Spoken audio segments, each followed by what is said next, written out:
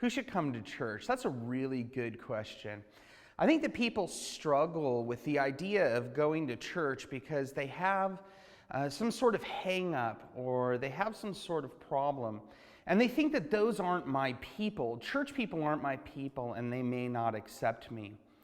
Who should go to church? This is a great question. In the New Testament, we see all sorts of people coming to church. But in modern American society and our culture right now, we have different ministries to different sorts of people. And so you have people who focus in on folks who struggle with addiction. And they think to themselves, these are the folks we need to come to church. But the New Testament shows us a different way. Recently, I've been studying Paul's letters to the church at Corinth as well as to the church at Philippi. And what's so interesting is the sorts of people that go to those churches. Acts 16 talks to us about the church at Philippi. It talks about Paul receiving this call to go to Macedonia.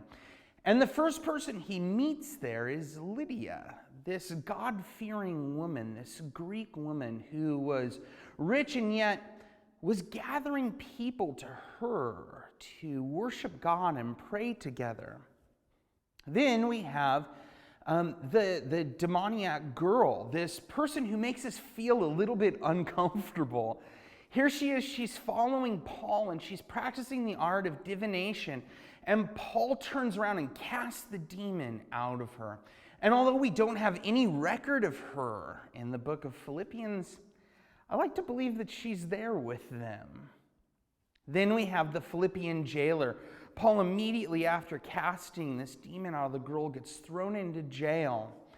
And we have the Philippian jailer, this guy who doesn't seem like the kind of guy who would go to church. He would kind of be our country's Hell's Angel. Tattooed probably. A persecutor, someone who treated people poorly.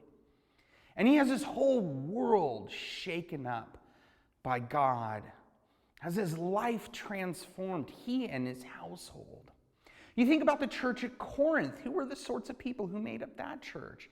You had folks who struggled with racism, folks who struggled with classism. You had folks who were getting drunk during communion. You had people who were allowing folks to do things that not even the pagans would do. Who should come to church?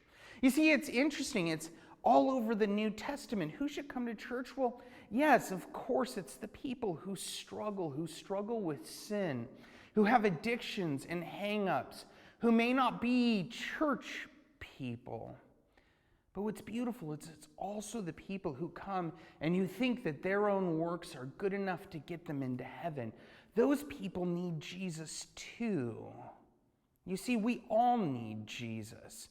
Sinner and saint alike, we all need Jesus.